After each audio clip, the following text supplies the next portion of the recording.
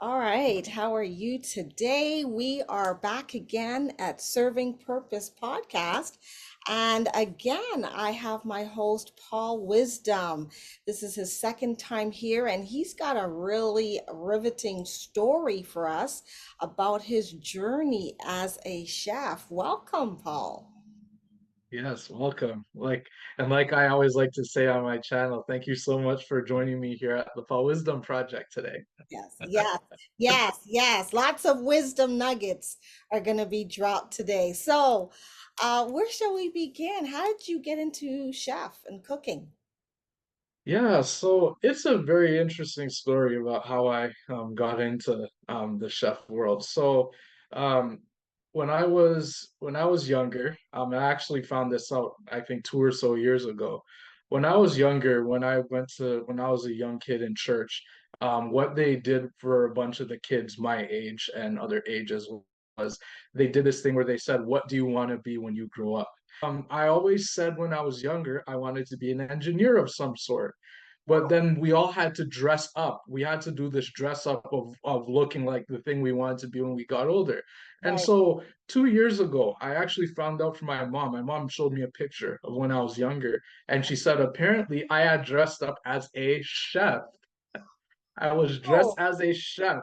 And I was shocked. I had the hat on, I had the apron on, and I was wow. holding my hand up like this as a young kid, and I was like, really? I really want to I just didn't recall wanting to. Wow. I just didn't know it. Right. Food actually at a young age. So, my mom would be cooking in the kitchen. I would sort of follow her around and I wanted to try some of the things that she was doing. She would make Mhm. like dumplings for soup, and then I'll come and as a kid, I'll be playing with My them or favorite. toying with them as a kid because I had no idea what they were.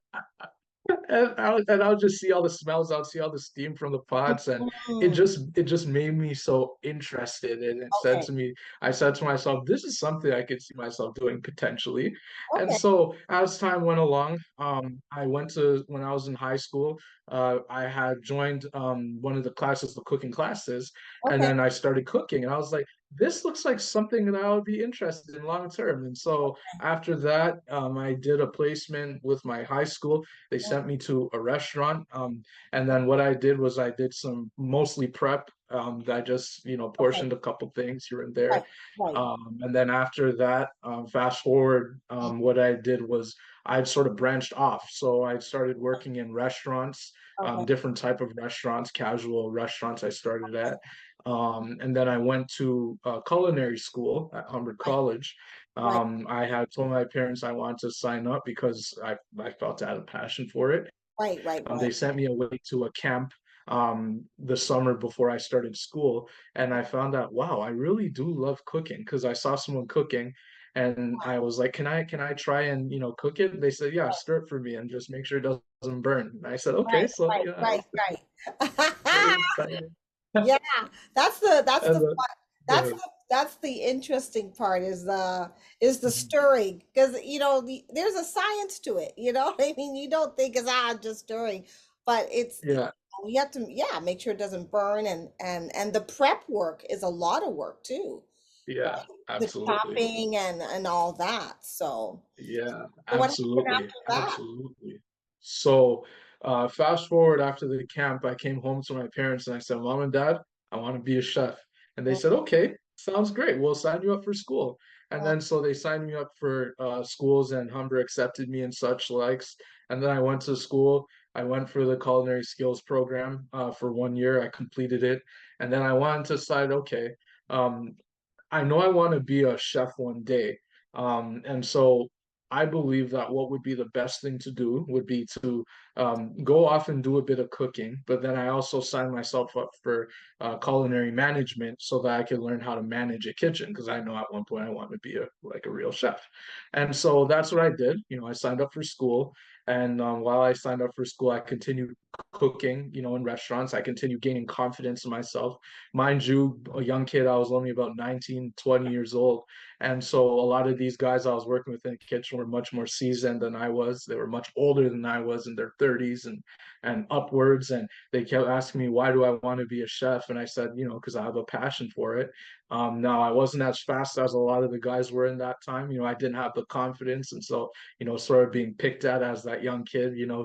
He's slow, he doesn't know what he's doing. But at Mhm. the same time, I knew I was in it for this because I have a true passion for it. And Right. so, I came in the kitchen. I started to learn in other kitchen environments. I think that was one of the things that did it for me, where it got me to where I am now, is that I didn't underestimate the fact that, every kitchen is very different. Every chef is going to teach you something very different. And Okay. so I started working in a bunch of different environments, casual, fine dining, hotels, steakhouses. I Right. got a bunch of experience Okay. just so that I could learn. A lot of chefs asked me, why have you worked in so many places? And I was just like, because I want to get the experience and I want to learn about different environments. I don't want to be stuck in my ways and Right. just know, just one style of cooking, Right. because then it would be hard to teach people Right. because everyone's going to be different. Okay. Okay. And so, I started to gain, more knowledge as I continued going out. I went back for culinary management. I passed that. I was successful. And Right. then I continued going out and gaining more experience. I watched videos. I think one thing that actually helped me at one point, there was a point in time, where I thought I was going backwards because I was still young, 19, 20. And Right. I saw myself going backwards because a lot of places they were like, you're not fast enough, you're not moving fast enough, you're not you know your stuff, but you just need to apply it now. You need to move. And I was like, why can't I do this? What's going on here? And then, I spoke to my dad about this. Like I said, this is when I was young 20s. And my dad was like, well, son, you have the home to yourself here. You should practice at home because Right. you will only do how you practice. And so, I took his advice and I said, maybe I need to get a lot more sleep because, in the kitchen, you've got to be on your game. You've got to be mentally prepared whenever you're in the kitchen. And Right. so I started doing that. I started getting many hours of sleep, 9 hours of sleep a night. I started getting up early. I started just practicing, just coming down and just chopping some onions. And Right. after a while, I noticed that I'm starting to go faster naturally, and I was just like, wow, I'm actually really impressed and happy with what I can do. And then I started going into kitchens. I started watching the other chefs and how fast they were doing stuff, and then Okay. I started taking mental notes in my head for when I would do it. And then naturally, I started getting faster, and people Right. were starting to be confident in me. They started, letting me do things on my own, and Okay. so I was just much more happier and confident. So Right. what did it for me was the fact that I was able to go into different environments, learn from different chefs, learn different things because everybody was saying something different. Even if I was Right. working for a franchise, restaurant and I was working at a different location, Right. they same exact food, but see, they had a different way of doing the Right. same food. And so I took some mental notes, I took some advice, I did trial and error where I tried this to see if this would work. And if this didn't work, I would try that, see what works for me. And then, eventually I found out what works for me, and then after a while, naturally things started to make more sense to me, how the restaurant works, how the kitchen works, Right. how managers work with the kitchen staff, how front of house works. Things just started naturally just happening because I would expose myself, Right. open myself up to learning different things. Right. And that's how growth really, really happened for me. And that's how I've gotten to where I wanted to get to, just learning, just continuously growing, watching videos on YouTube, sometimes Right. even with very basic things like how to make a burger, how to make some Right. chicken fingers, how to Right. make a salad, a simple salad. Sometimes we need to be, reminded, about how to do these things. It's just like having a relationship with God, like reading the Bible. Like you have to constantly do it every day. You can't just do it once and think that, okay, I'll be good for the rest of my life. No, no, no. You have Right. to keep on doing it, keep practicing, keep learning, keep growing, keep reminding yourself of the little things that will keep you going, the things that people, often take advantage of, in the Right. chef industry. That's what I kept on, learning. And that's why I'm able to be so composed and continue Right. to keep going, is because I just keep on learning. And consistency, is another thing. If I can, Right. eventually, I became, fast, but I also became consistent. If I was to, give this plate this amount of fries, for example, hypothetically, then I know that plate's also going to get the same amount. If this plate is going to get the same look of fish and chips, if it's going to look this way on that plate, then I Yeah. know it's going to look the same on the next plate because it's Right. consistent, and Right. people are going to be impressed because if Yeah. they see it look like this, then they'll say, okay, perfect. I can expect it to look like that. Yeah. So How that's what's many kept me going. years Go ahead. did it take for you to get to the point where you were fast enough and consistent enough? Was it like 2, 3, 4 years? How long did it take you to kind of master that? That's a good question. For me, so I started off in the industry, I was about 16 years old.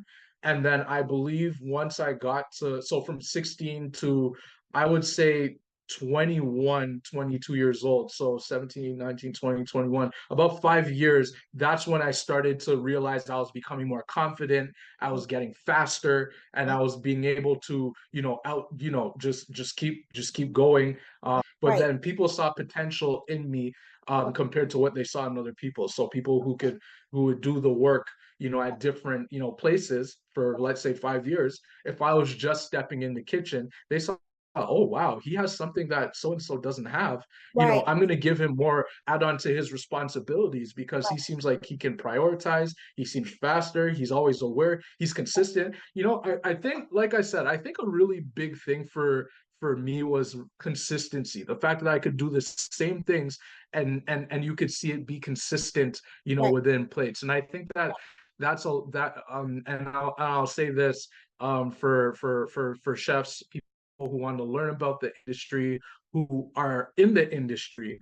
I Mhm. would say that consistency is something that is really important. Oh, Practice being consistent, even right. if it means, trying, a way here, trying a way there to get it consistent, then you have to do what you have to do because when people come to dine out, they want to see, okay, Mhm. when they serve the burger this way and then the next time they served it another way, I Mhm. don't understand how that can be a thing. I got it Right. perfect one time and then the next time I come Yeah. and I wonder, am I eating at the same place? Right. Right? Right. Right. So a big thing here is, consistency. But yes, to answer your question, yeah, 5 years, it took me 5 years to really, get to grips. And I'll say this, interestingly enough, when it took me that long to actually get faster and all that, I'll admit I was being made fun of. People made fun of me and said, Really? "So it took you this long to figure everything out?" And I was just like, "Well, everybody learns at different Yeah. paces. Some people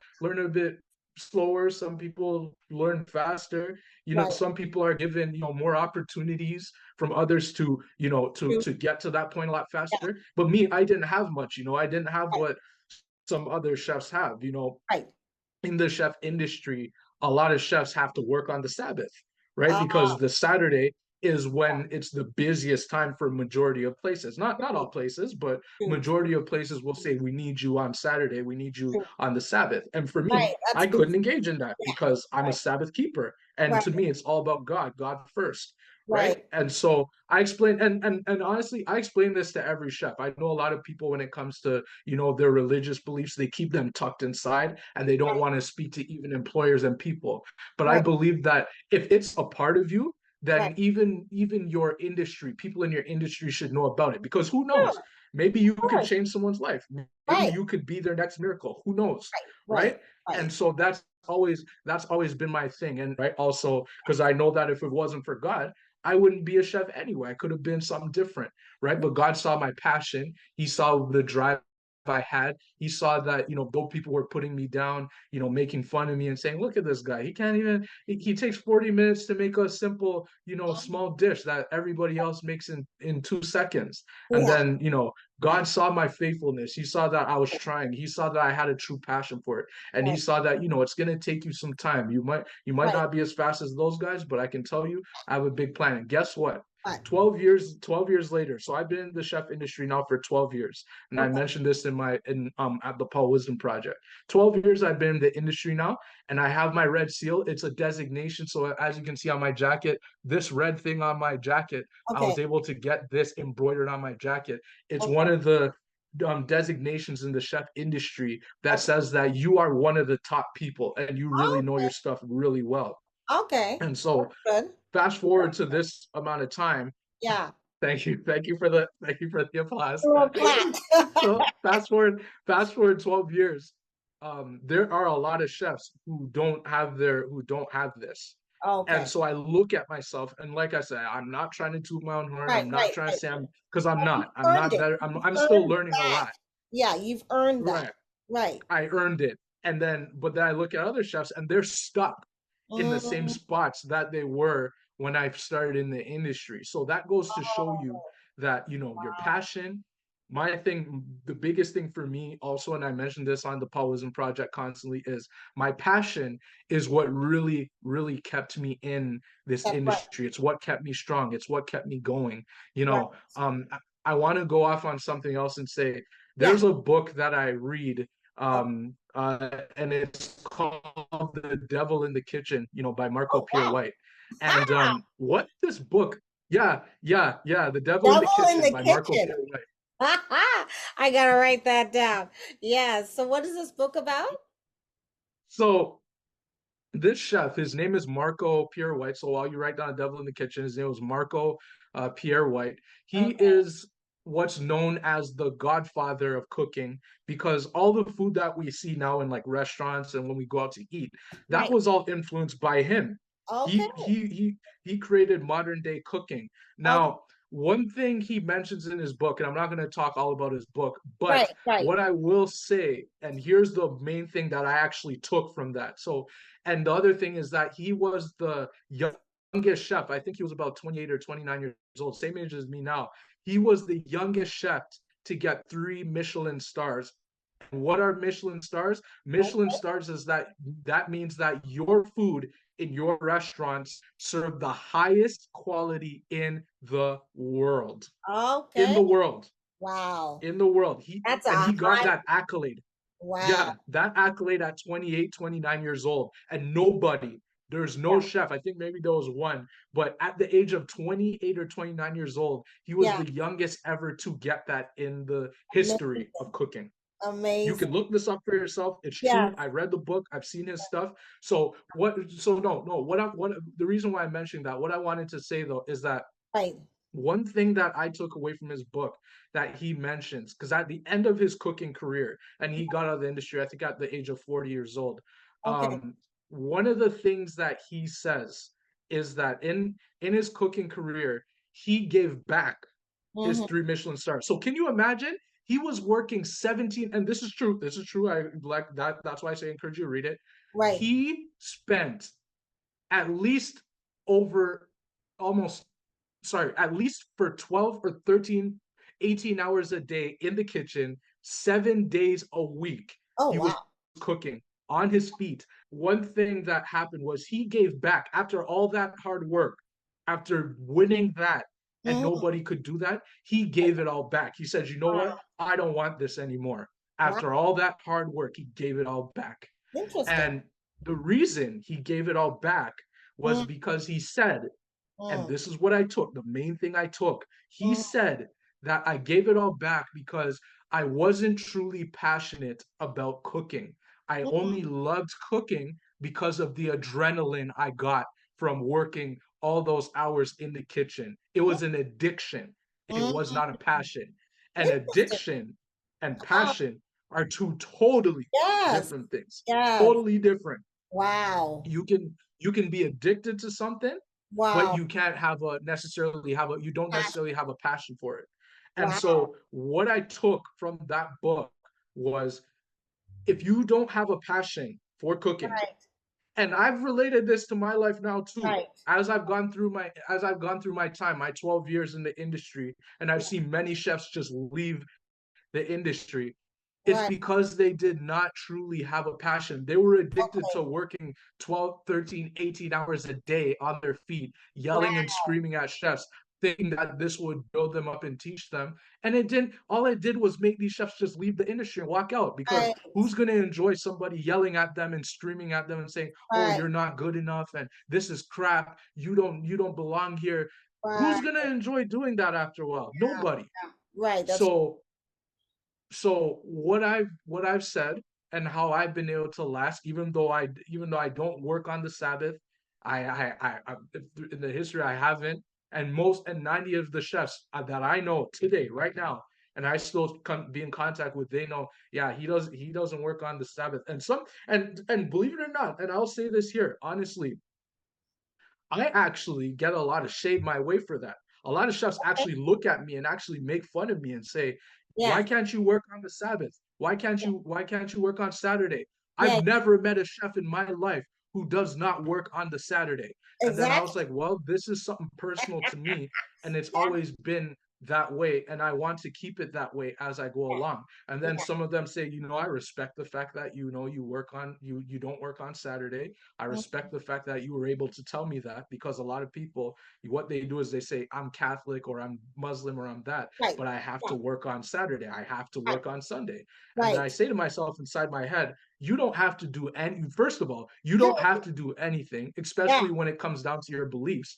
That's And if right. that's the case, if you're working on the Sabbath or you're Right. working on your day that's religious to you, then Right. truly you don't value that. Then That's that's right. not a part of you then. So I Right. don't understand. So it's something that I people want to talk about.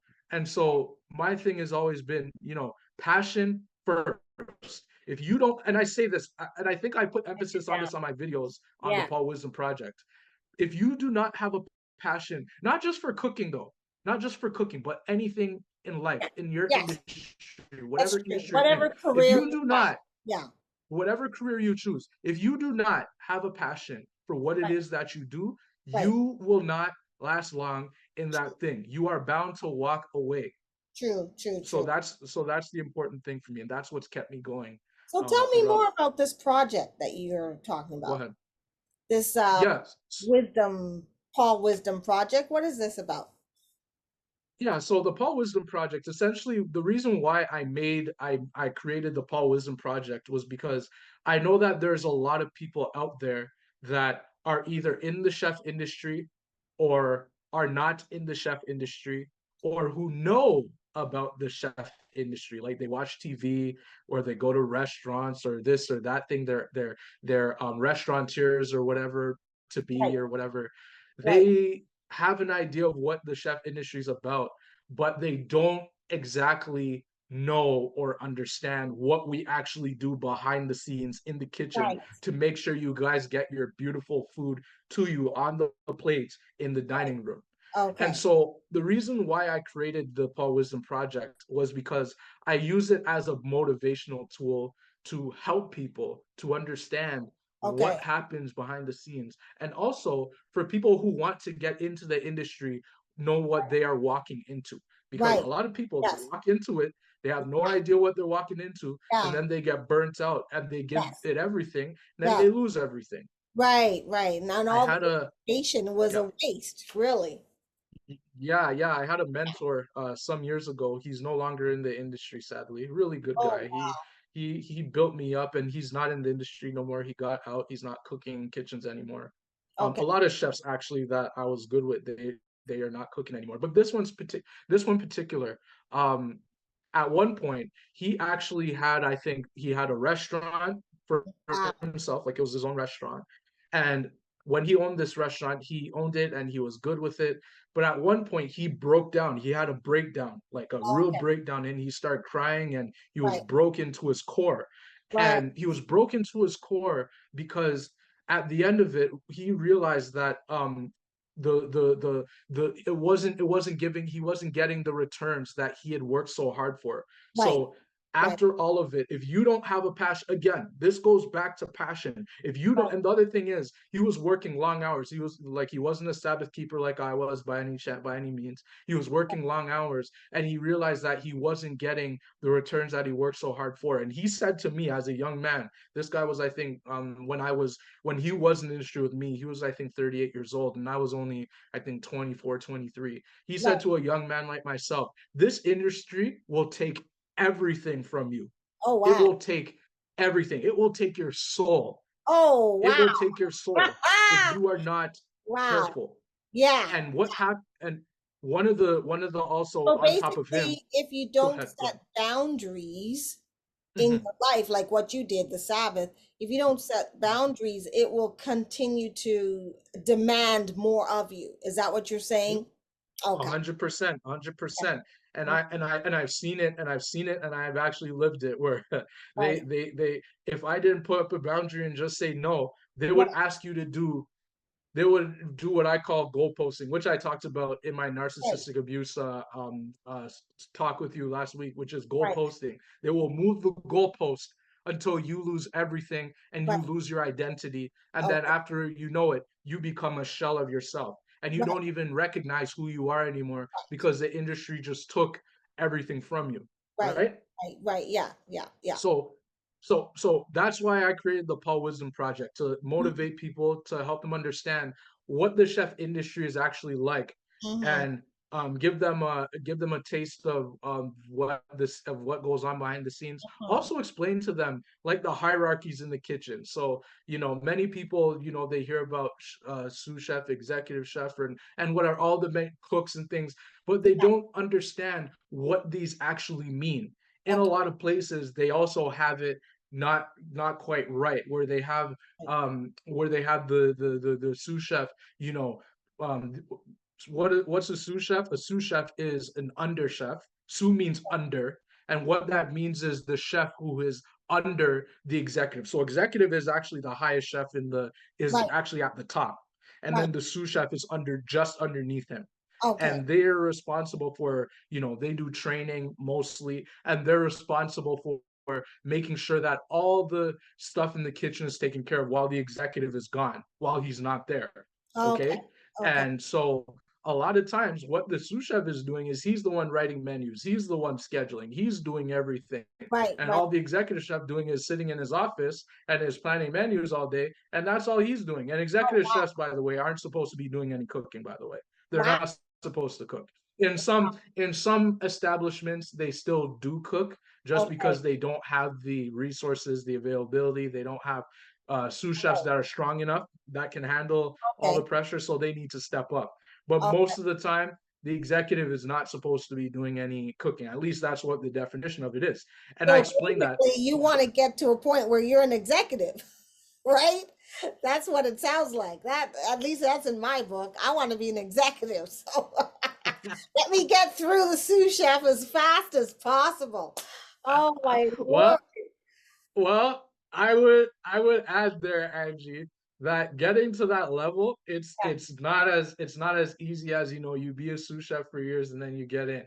It's Right. a really, really, really big responsibility. Okay.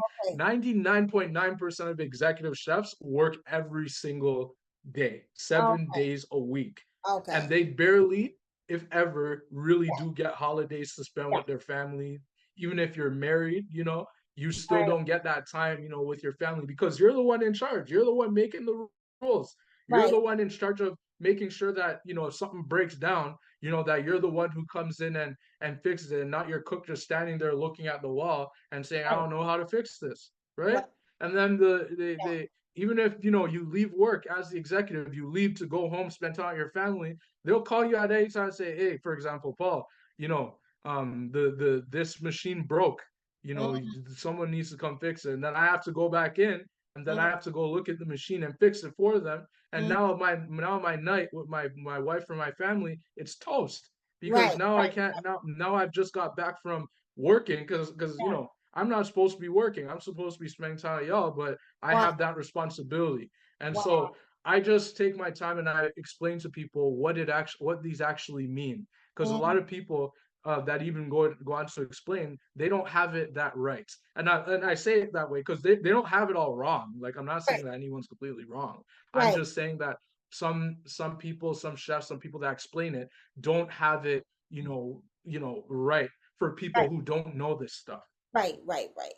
Just also on that website, I have videos about, the chef industry, and I talk about Okay. it. Good. And then I also have some recipes of my own. Good. These are my own recipes from scratch. I didn't Right. take Right. these from anywhere. These are my own, but I share them because I want to show people that I can actually cook, Okay. and that I have a passion. I want people to try my food. I want people to Right. see, Right. see it for Right. themselves. Good. That's wonderful. Um, Yeah. I think it's important to, let people know, this is my talent, my trade. This is what I specialize in. This Paul Wisdom project that you started, Mhm. what's the end game? What's the goal? Like I said, the goal for it, like I said, the reason why I created it is it's a motivational tool. The goal is that more people will understand and be confident, and give and cut us chefs a little bit more slack. You know what I mean? Okay, Because a lot of people don't understand what we right, do, that there's a lot of work. For right, example, if we're making chicken fingers, like 5 orders of chicken fingers, there's a right, lot of work to right, make sure that those chicken fingers look properly on the plate, that they look good, and that they're not undercooked or overcooked. There's a right, lot of pressure also with people in the kitchen yelling at people, not getting along with people. And as a result, it affects your state of mind because now you are surrounded by that, right? Not saying that people in the kitchen are a lot. right, It depends on where you work. It all depends. Some places right, are, a little bit high energy where there's a bit of toxicity. And then other right, places are, they have standards where people are right. supposed to act a certain way. In every kitchen back in the days, chefs could get away with slapping people upside the head or throwing Ah, pans in their direction. oh my That Lord. was allowed. That was typical back then. But nowadays they Wow. have lawsuits. People can't put their hands on people because it's just not nice. And No. Yeah. people are very sensitive these days. So anytime you yell Yeah. and scream at them, they Yeah. get scared. They call their parents, especially young children. You know what I mean? Right. And Right. so my goal is to explain to people what's like in the chef industry for them to Right. not be so, oh, he didn't do this properly, he's not good at what he does, because we don't get enough slack, and the thing is, we're not as high paid as you might think. We're actually Okay. paid quite low compared to Right. what some may think. And so Okay. my goal is to let people understand this, and that Right. they can be a little bit more less harsh, because a Okay. lot of people out there, they're slamming restaurants, they're slamming different Right. chefs and people, but they don't know the struggle, they don't know the things that we have to do in order Right. to make sure that people are fed and fed properly. You know what Right. I mean? Because Yeah. many people also think that being a chef is just cooking, and I can tell Right. you right now that is inaccurate on every spectrum, on every sense. There Okay. is cooking, I'll be honest with you, being in the industry for 12 years, cooking is probably only, what percentage am I going to give? It is only about like 10 or 15% of the work that we do. Wow. Everything else, there's menu planning, there's costs, there's making sure that you check on that person with allergies, there's making sure that your kitchen is kept clean, there's That's health right. inspectors, there's this, Yeah. there's Yeah. that, there's Yeah. making sure you have the enough staff that you have, there's making sure that if this person shows up or doesn't show up at all, or Right. just gets up and says, you know what, I don't want to work anymore, and just walks out of the kitchen, there's Yeah. there's a lot. No, Angie, listen, that actually happens. I worked with one of my mentors. He's still a good, well, he's a good friend of mine, at one of the restaurants that actually was my stepping stone, like where I noticed that I started growing. Okay. And I asked him, funny enough, me and a bunch of guys and cooks were there, and Mm. I'd asked him, how did you get the position of kitchen manager? How did you get that position? And his story was actually really quite interesting. So he'd been working for the company for, I think, three or 4 years. He was an assistant kitchen manager at another store for, I think, 2 years, and then he came to this particular store that I was working at with him, and he was there for, I think, a year. And Mm. then what had happened was that his kitchen manager, because so he was an assistant there, when before I came, he was an assistant kitchen manager at the store, and then he had a kitchen manager. And would you believe it? This kitchen manager, in the middle of service, Mm. just said to him, Mm. "Just hold on, I will be back. I'll be right back." Mm. And would you believe it that this kitchen manager never showed up again? He just walked out and Ooh. didn't and never showed back up again. Wow. So that just I put believe you that, in a dizzy right there, right? yeah, and it was right in the middle of service. They were doing service, and he says, "I'll be right back. I'm coming right back." And then he just disappears and just leaves. And then the next day, or I think at the same time, his general manager came up to him and said, "Do you want the position of kitchen manager?" He's, Mm. "Yeah, I'll take it." And then Yeah. he just stepped into the role. So it Wow. just shows, right? Right. We always have to be prepared for anything to That's happen, right? true, And true. burnout is real. It Okay. is real, 100% real. Guys, I want y'all to know that burnout it is a real thing. Now, me personally, I haven't burned myself out because that's just not me. I'll Right, never get to a point where I'm completely burnt out. It right, does not look good. It almost hit that for me at one point, but and I don't want to go back there. That's not who I am. I don't drink alcohol. I don't do drugs. I don't smoke. I right, never have in my lifetime. A lot right, of chefs even make fun of me for that, for not smoking, for looking yeah, at me and saying, "You don't smoke at all? You yeah, mean yeah, you're black and you don't do marijuana?" And I yeah. say, "No, never done it in my No life, and I cannabis. never will."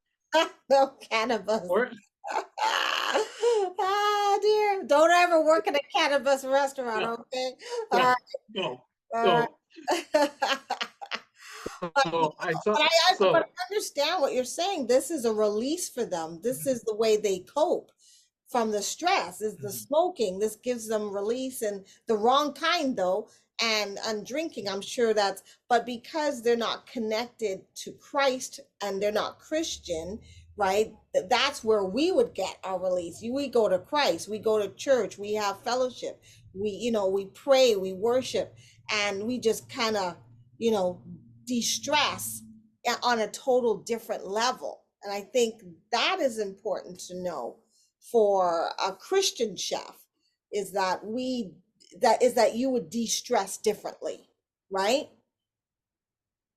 I mean, that makes Yes, sense, right? 100%. It does. It does. It makes a lot of sense. Yeah, so that's another thing that I wanted to mention, about the chef industry. You've got to truly, this is why I keep saying, you got to have a true passion for it. You can't just think that working 12 hours a day, 7 days a week, doing all that and kissing up to the manager or the chef. Mhm, mhm. So what I wanted to say was that, the chef industry, you can't just walk into it, and think that working 7 days a week, 80 hours a week is going to, and you kissing up to the chef is going to get you that, Right, because at the end of the day, we have to take care of ourselves first. And exactly. and all the unprecedented events with the pandemic and all that nonsense that happened in the Right, past 2 or 3 years, right, that actually drove a lot of chefs crazy. It right, drove a lot of chefs out of the industry. It made them realize how much they lost, how much time they lost with their families, and how that's much time right, they lost with growing their kids and their families. right, And they lost that. And so with that, with being passionate, there was actually a right, chef, very famous one. right. He actually was the one who actually trained Marco Pure White, the one I was telling you about previously. Okay. He's now getting out of the industry completely Oh, wow. because in his interview, one of the thing he said that drove him out was Right, the fact that he's realized now how much time he's lost with his family. He's right, lost time with his kids, his wife, his whole family, and right, he believes that, oh my gosh, I've lost so much. I need right, to, go back, to what it is, that happened back there. And right. so that's why I'm trying to say that all Yes, this stuff, people understand that the chef industry is not what it looks like. that's right. That's right. Yeah, yeah. It isn't just going, that's like a small percentage. It's a small. Go ahead. Yeah, I think you're right about the COVID, because the pandemic. A lot of restaurants shut down, and I don't think it's just because there wasn't orders, because people were ordering more actually, because you're ordering to take home, right? But the mismanagement of some of the restaurants is it kind of came more evident because of the Yep. pressure, right? Yep. And because some restaurants flourished even more during COVID. So how is it some flourished more and some closed down, right? So it's Well, mismanagement behind the scenes. sure. Okay. Okay. I hear what you're saying here, Angie, but I want to tack on a little bit more Okay. of on that. So what I wanted to add to that Mm-hmm. is mismanagement. Yes, that's a part of it, but I believe that what was happening was Mm-hmm. that a lot of places lost a lot of their resources. Okay, Okay. because a lot of places, I would say out of 10, on a scale of 1 to 10, Right. 2 out of 10 restaurants and places survived the all the nonsense back there. Only very, Right. I think 2 out of 10. And the rest right. struggled, and more, even more these days are still struggling to actually meet up and meet the numbers. And a lot Okay, of mom and pops, a lot of famous restaurants right. shut down completely, permanently shut down. Oh Places we're yeah, familiar with, places in Toronto that have been around for decades, from yes, before me and you were born. yes, Those places completely shut down yes, because of all of that, because of the resources. So at the same time, yes, I believe that mismanagement is true because they lost a lot of their people and right, management. They couldn't manage properly. That's right, true. But I would also say that some of it is not their fault. They lost a right, lot of their resources, a right, lot of things they couldn't use, a lot of things they couldn't order right, because there was a back order of plenty of things that they needed. And right, as a result, they just couldn't function at the same high that they could. In right, fact, even before it hit in March of 2020, and I right. was a manager at a place in the city, a chef manager, an assistant chef manager, when they when I found out that I was losing my job, Wow. and then they shut down. They didn't shut down completely to the point where they couldn't operate. They were operating off of takeout only, and it was Okay, just the chef manager and his brother sort of operating the whole thing. But right. even then, they shut down to the point where they said, "Hey guys, there's food in the fridge. Take all of that home because we don't want it to spoil." So we were doing the best we can to clear out the fridge. It Mm, was that bad. It was desperate times call for desperate measures type of bad. You know what I wow, mean? And so wow. that's why even today, places are trying to change up their tactics so that they don't fall, Right. because there's a notion, and people are actually talking about it, Mm, that this COVID thing could come back and hurt us again. And that's right. part of me believes that that could be true, but I'm Right. trying to stay optimistic Of so course. that that doesn't actually happen, because how you think, where you Right. put your energy, where you put your attention is where you place your energy. That's Okay. right. That's And right. so this could actually be a thing, but we don't want it to go back there. So we're doing Right. everything in our power to stay on top of what we can stay on top of. And And not so, only that, even if we do go back, even if there's another pandemic, we should be smarter this time because we had smarter, true. time to prepare That's for. a So fact. whatever you learned last time, it should be applied now. And you should have like in my mind, restaurants should have the infrastructure to have the takeout. There's DoorDash, right? I don't think DoorDash was around before. There's DoorDash, right? There's Uber Eats. So there's a lot of new infrastructures that has happened because of the pandemic that restaurants can use, right? So more takeout is obviously an option, and they should now cater to takeout and have a flawless experience of it and also market themselves in such a way so that people will want to order because there's so much competition. It's crazy out there with all the restaurants. There's a lot of competition. I mean, And the thing is, with the, a lot of competition, I'm glad you brought that up. Um, a lot of the main reason why a lot of other places are struggling even right now is because the competition, but it's also the money as well. Because if mm, you notice, since all the unprecedented events with that hit previously, the past 3 years, mhm, since that happened, a lot of people are staying home a lot more, are working from mhm. home, and That's a right. lot of people are even scared to go out and eat again because they're Right. scared of all, because now, it's changed the way this whole thing has That's changed the way right. a lot of people think, and a lot of people are Yeah, scared of the infections, perception. they're scared of this. It's a mental thing, and that's what I'm saying. It's changed the way a lot of people think. And so if people can't pay you, you're not getting guests and customers paying what they usually pay, big amounts of money for their food. Right, Then if you're not getting that, then you're not getting anything, and all you're playing is a game of chance, a game of gambling, to think, okay, how much money are we going to make this week? How much money right, are we going to lose this right, week? And so right, I think that that's something else to, take into account, something else to mention, that right, passion, sorry, competition. Yeah, it's a really big thing, and it's happening a lot all around the world, not just here right, in the GTA in Toronto, but all around the world. It's happening all around, and people right, a lot of places are closing because right, they just don't have the financial means to be able to stay afloat, right, to stay, alive. A lot of right, places are closing. right, So I think that it's more of a, we just need to do the best that we can, because we're all doing our best. Us chefs, we're putting in hours and hours of work to stay afloat. We're not getting the same return that we deserve, but Mm. we are doing the best that we can. And I'm trying. One of the videos I put on the on the Paul Wisdom Project, I mentioned, chefs, we need to keep on cooking no matter what, Right, right, because that was the title. Chefs, we need to keep cooking, and I say that because despite the struggles that are going on, there's always people that still need to eat.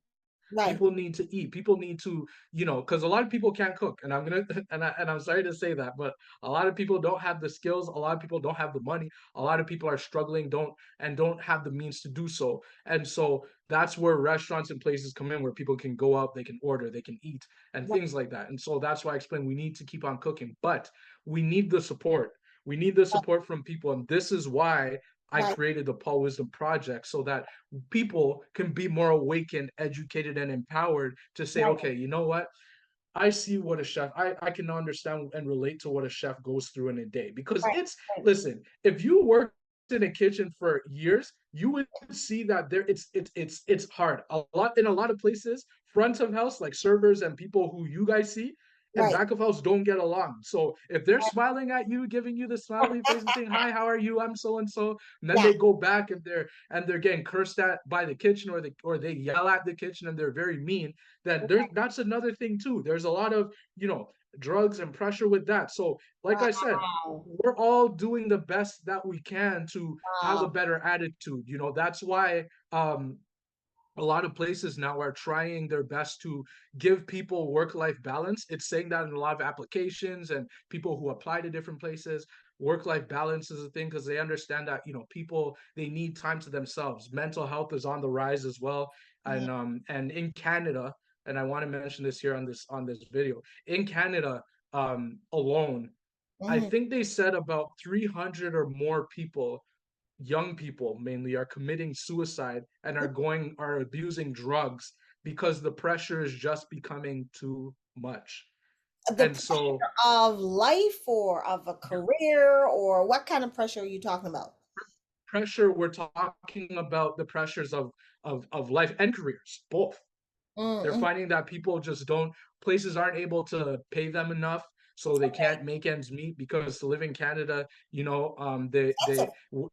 it's an arm and a leg, just to even afford. They say that the average household, two people, a husband and wife or boyfriend, whomever, they can barely even make ends meet.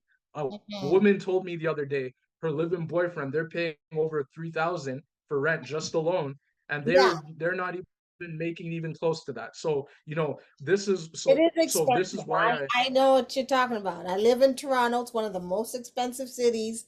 And yeah, rent is jacked up, especially since the pandemic. And yeah, if you're paying a $3,000, whether it's a mortgage or rent, you need another 1,000 plus just to live, right? So you got to have a minimum of 5,000. And so it's really it can be stressful. I can understand why the industry is so there's a lot of hours, because not only you need the hours to make ends meet, right? You said the pay is not as good as we think it is, because I'm expecting, oh, they're getting some good pay, right?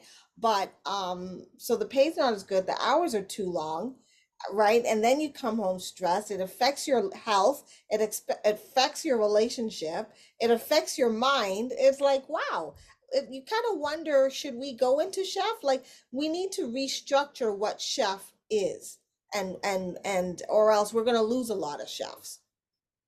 Right, exactly, and like I said, Angie, thank you so much for actually mentioning that.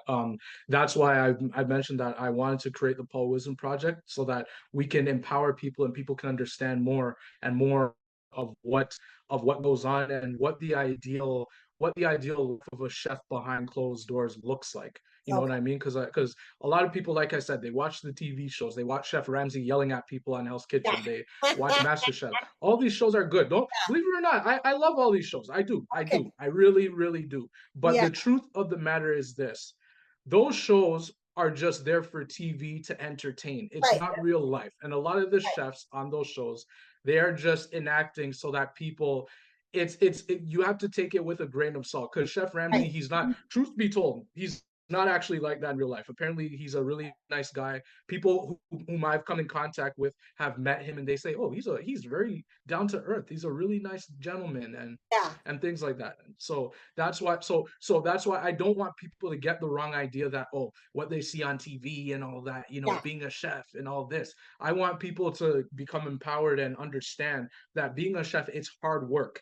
It's right. one of actually the when I think about it, it's actually one of the hardest industries Oh, to wow. actually be to be in. After being in for 12 years, it's a very, very hard industry because the other truth is that any kitchen you go to, so let's say me personally, I have 12 years of experience. I go into a kitchen and I go in there and I show them what I have and I work for them.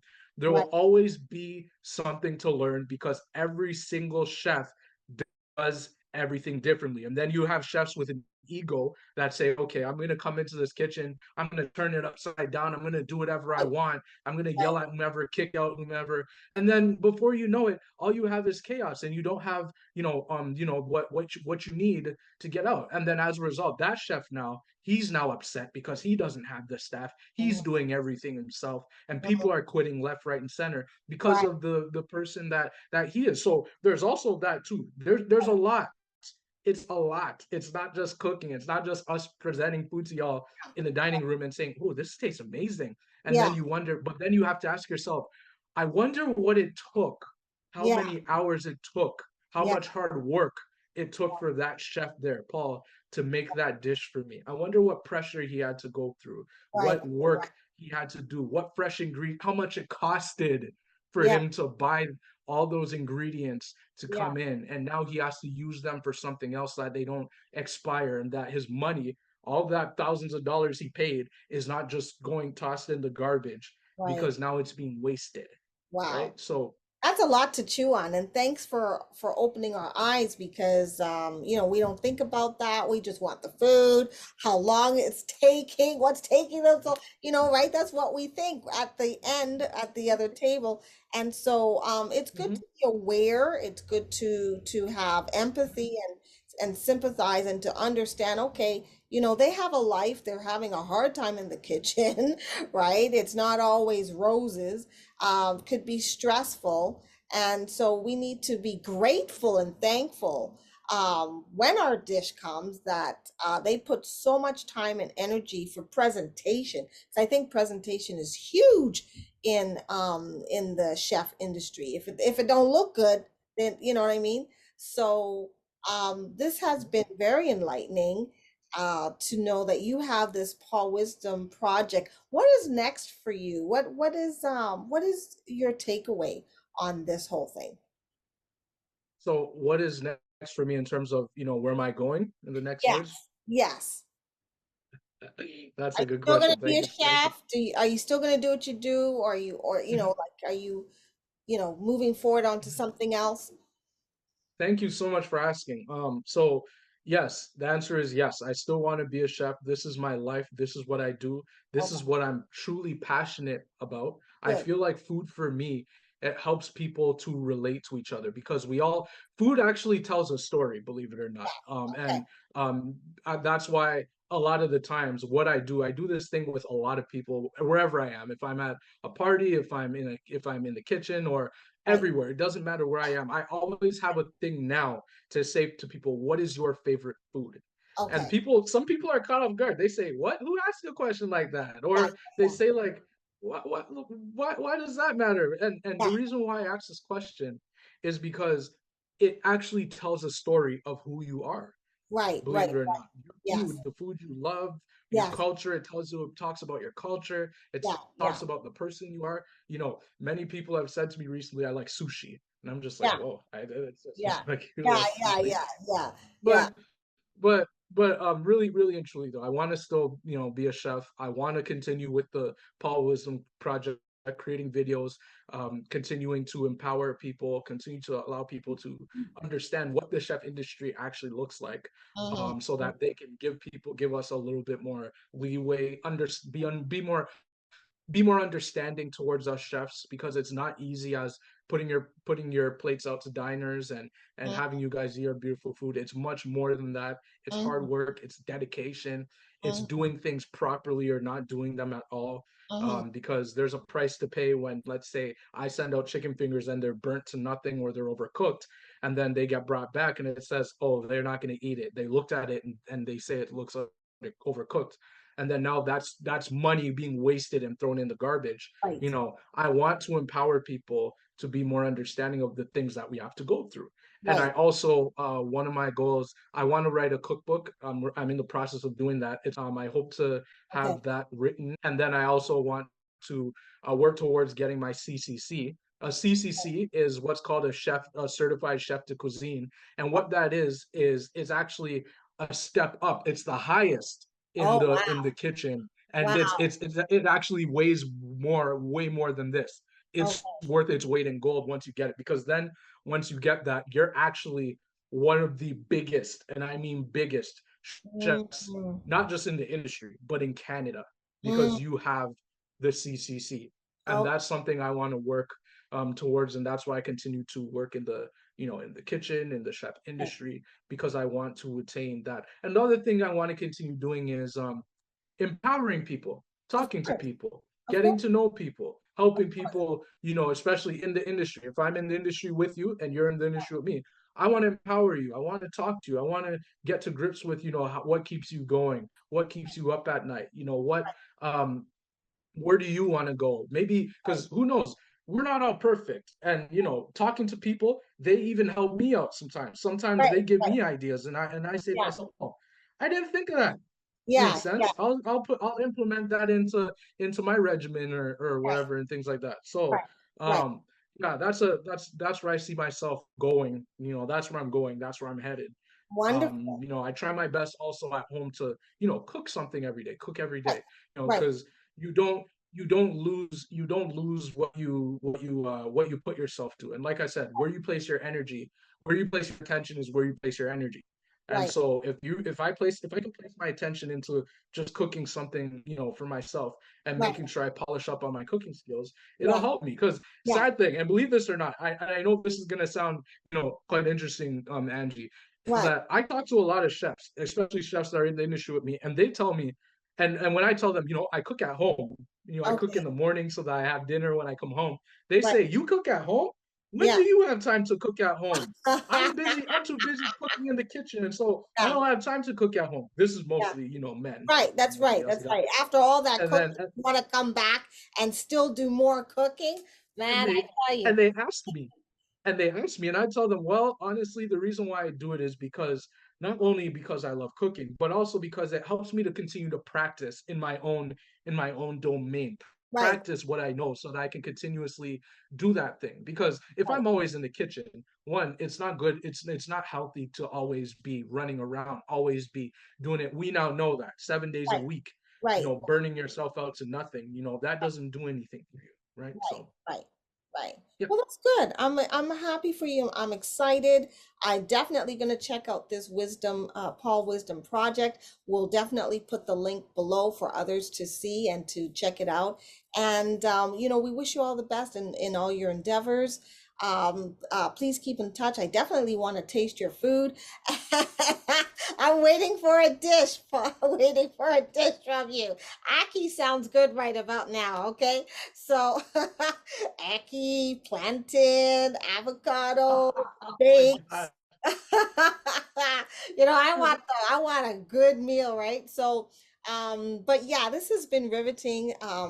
Talking to you about the chef industry. I really didn't know much about it, and so that just kind of opened my eyes, and I hope it opened your eye. Those who are watching, open their eyes as well. So this is where we're just gonna say. Um, this is this is something that we need to be aware of in the cooking industry, in the chef industry. We need to be aware of it, as the pros and the cons. They can weigh it themselves and decide, is this where I want to go? Is this what I want to do? And they just have their eyes more open to what's going on behind the scenes, because most people don't know until they get their certificate and then they go work and they're like, I had no idea. right? And so it's like a shock 100%. for them, right? And so you just kind of diffuse that shock for them. Thank you so much, Paul. It's been good. And for those of you watching, please tune in again to our next episode on Serving Purpose podcast. We want to hear from you. Thanks so much. Take care. Want to just point out one quick thing here. Yes, I want to just say this is my website if anyone would like to access, the Paul absolutely. Wisdom Yes, Project. for So sure. the website is sites.google.com/view Mm-hmm. /the Paul Wisdom Project /home. That is Okay. the website. Once you Okay. get there, you can scroll down, you can see everything, all the videos. These videos are connected to YouTube as well, so you can access them. Okay, good. Once you access one, you'll see the rest on YouTube, and then Great. you can go about, you can try the recipes. If they work for you, great. If they don't, then Right. it's Right. up to you. Tweak.